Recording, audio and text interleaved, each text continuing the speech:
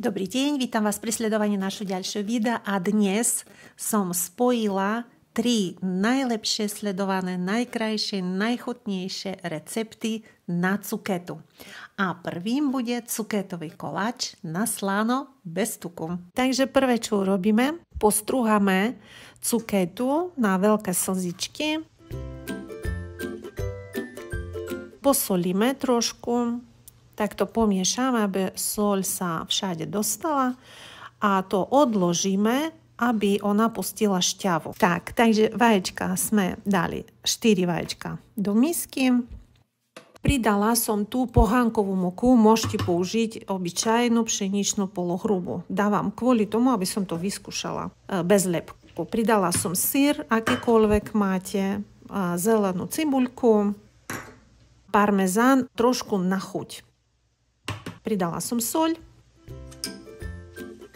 a prášok do pečiva. To je všetko. Takže to zmiešame. Syr postrúhaný, aký máte. Proste postrúhaný syr, už hotový kupujem.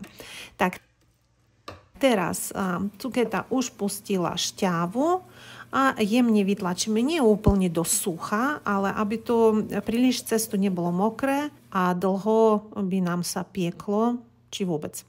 Zapla som rúru na 200 stupňov, pretože sa zohrieva približne u mňa 10 minút, takže pomiešame celé cesto dovtedy, vyskúšala som, treba ochutnať. Ano, takže málo soli, pridala som ešte pol čajovej lyžičky soli, všetko to som zmiešala.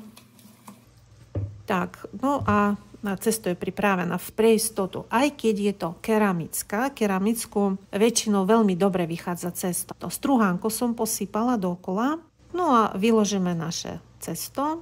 Takto jeho trošku, celé rozťahneme na celú plochu. Forma má 30 cm. Tak to trošku pootočíme, aby sa to vyrovnalo cesto všade.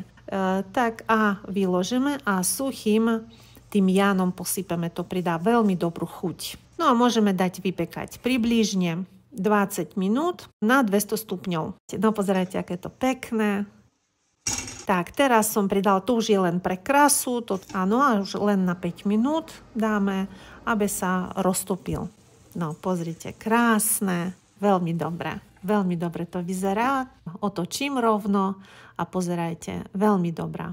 Už som robila v tej forme ešte ďalší koláč, takže odskúšaná forma je dobrá, môžeme používať.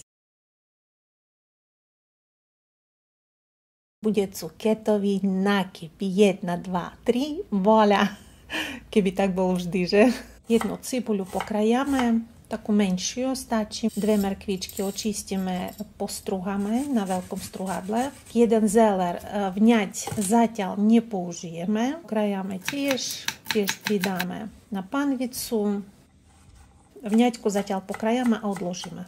Použijeme ju úplne na konci. Papriku tiež očistíme a pokrajame ju tiež na kocičky.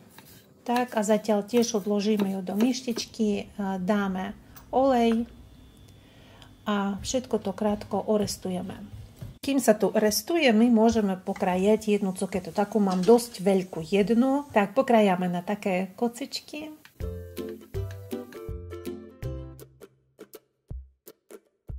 No a už vidíme, cibuľa, toto už zmeklo nám.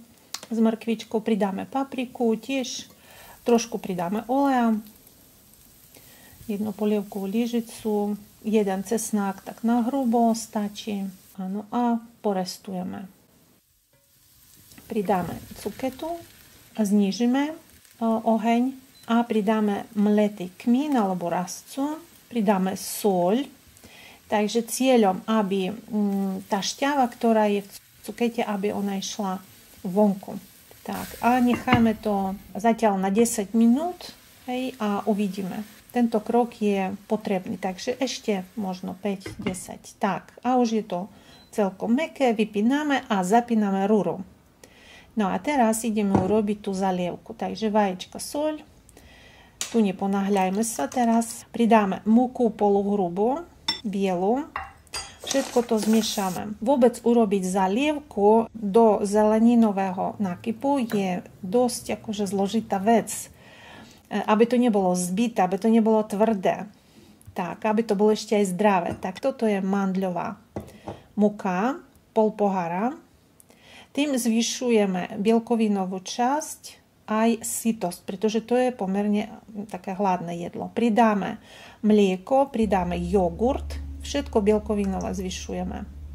Takže toto na večeru ideálne. Pridáme prášok do pečiva, všetko to zmiešame spolu. Pridáme droždie tebi, nielen na chuť, ale je to aj vitamíny skupiny B, čož veľmi potrebné večer, aby sme kľudne spali. Zoberieme formu, dáme trošku olej a vyložíme našu zeleninu. Cuketa je taká na poli uvarená. Ešte som zabudla, do tej zalievky treba dať 100 gramov pokrajanej mozzarelle. Kupujem v Lidli. Takže aby to bolo syté, lebo väčšinou zeleninové nákupy to je hladné jedlo. Hladné znamená, ja neviem, po 2 hodinách. Hej? Už sme hladní z toho. Takže toto je syté, naozaj. Takže teraz takto urobíme, aby všade zalievka vošla. No a približne dáme na 200 stupňov 40 minút piecť. Zatiaľ urobíme taký, neviem, omáčka to nie je, ale taký dip, alebo čo to je. Takže uhorku pokrajáme na jemno a trošku na hrubo, pridáme jeden cesnak. Približne to je 2 polievkové lyžice. Pridáme jogurt. Pol pohára. Ja som použila tento smotanový, inak veľmi dobrý na také veci. Všimnite si, že som z horiek šťavu nevyžmykala. Na schvál nechala som tam, aby to bolo také tekutejšie. Ochutnáme ešte trošku soli. V podstate je to hotové. Nakyp, no pozrieme sa. Prenádherný. Teraz tu vňať druhú polovicu mozzarelly a teraz vňaťku a dáme len, aby už sa roztopila mozzarella. Približne na 4-5 minút. Vôňa. Necháme to vychladnúť na takú polhodinku. Polhodinka prešla. No a už pozrite sa, ako sa dobre kraja. Drží to formu, nerozpadáva sa. Toto je veľmi dôležité. Je to naozaj ťažké odhadnúť tak, aby to bolo nadýchané, aby to nebolo zbité, aby to formu držalo, aby ešte to zdravé bolo. A syté, pozerajme sa. Tak sa teším, pretože toto je môj vlastný recept. Sa mi to podarilo. Veľmi chuťové, dobrý. No a dáme na to uhorkovo-koprový. Tak, prajem vám dobrú chuť. Cuketová pizza, a zdravý, ľahký aj sytý, no ešte aj veľmi, veľmi chutný. Postrúhame cuketu, tak preložíme do misky, pridáme soľ, pomiešame a necháme stať, aby pustilo šťavu. My zatiaľ môžeme pokrájať paradajky, ktoré budeme používať takých 10 minút. Teraz musíme tú šťavu vyžmykať. Ďalej pridáme jedno vajce, pridáme 2 polievkové lyžice muky, poluhrubej. Všetko to spolu zmiešame. Tak, trošku to sať musí. No a zohrieme pánvicu. Pánvicu mám rozmer 24 cm. Vyložíme našu zmes cuketovú, tak to narovnáme. Dáme na to pokrievku, trošku znižíme a na 4 minútky. Tak a tu ukazujem, že som to znižujem, áno. Takže na 5 stačí. 4 minúty prešlo. Pozrieme sa, ako to vyzerá. Tak, veľmi dobré. No a to otočíme. Výborne. Posypeme mozzarellou, položíme paradajky, sypeme oregano, ako pizza. A pod pokrievku na ďalších približne 3-4. Vidíte, 3-4. Hotovo. No krásna je. A chutnáka. S bazálkou čerstvo podávame.